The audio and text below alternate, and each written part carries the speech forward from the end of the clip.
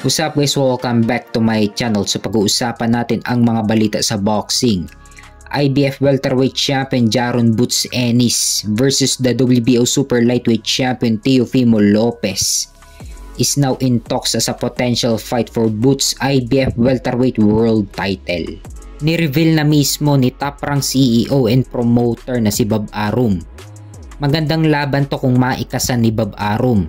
Tinawagan na ni Bob Arum si Eddie Hearn na promoter ni Jaron Ennis upang pag-usapan ang laban na ipapalabas sa The Zone at ESPN. So magsasanib puwersa ngayon ang The Zone at ESPN upang ipalabas sa kanila ang laban ni na Jaron Boots Ennis versus the takeover Teofimo Lopez. So aakyat si Teofimo Lopez sa 147 upang labanan si Jaron Ennis para sa IBF welterweight title. Ngayon kung manalo si Lopez dito, madaling maikakasa ni Bob Arum ang unification sa pagitan ni Teofimo Lopez versus Brian Norman Jr. Hawak ni Brian Norman Jr. ang WBO welterweight title. Balak siguro ni Bob Arum na ipalaban muna si Lopez kay Ennis. Pero matinding misyon ang kailangan gawin ni Teofimo Lopez para matalo niya si Jaron Ennis. Dahil sanay na si Jaron Ennis sa 147. At isa pa, dibisyon ni Ennis ang 147, kumbaga si Lopez ang dadayo sa dibisyon ni Ennis.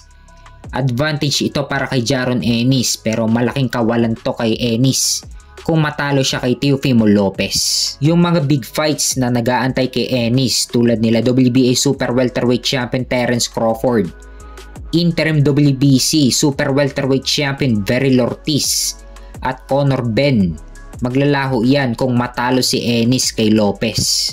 Samantalang si Teofimo Lopez naman kung matalo siya kay Ennis, bababa rin ang kanyang karir. Mawawala din yung mga big fights na nag-aabang kay Lopez tulad kila Tank Davis at Terence Crawford.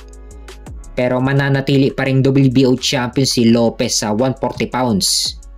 Aakyat lang siya sa 147. Kung manalo naman si Lopez kay Ennis, mas lalo siyang mapapalapit sa mga big fights at big names tulad nila Tank Davis at Terence Crawford.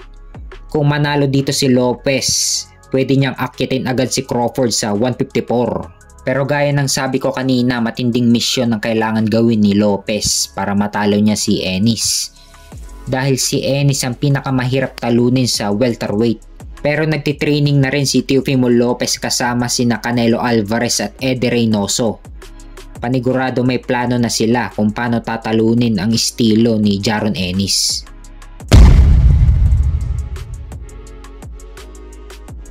Sa kabilang banda naman, Ryan Garcia papayag sa rematch kay Devin Haney pero may isang kondisyon.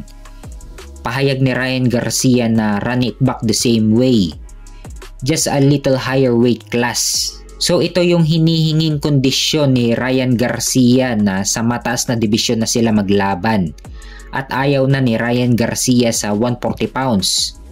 Gusto niya sa 147 sa welterweight. So pabor na pabor ito kay Ryan Garcia dahil kung matatandaan nung weigh-in nila bago ang laban nila, tumimbang si Ryan Garcia ng 143.2 pounds. Hindi pa malinaw sa ngayon kung sinadya ba ni Ryan Garcia na sumobra sa 3.2 pounds sa mismong weigh-in nila. At kahit si Devin Haney napipiga na rin sa super lightweight, pero pinilit pa rin niyang kunin ang timbang sa 140 pounds. At tumimbang siya ng saktong 140 pounds. So kung ikaw si Devin Haney, kung gusto mong makabawi kay Ryan Garcia, ay dapat mong tanggapin ang kondisyon ni Ryan Garcia.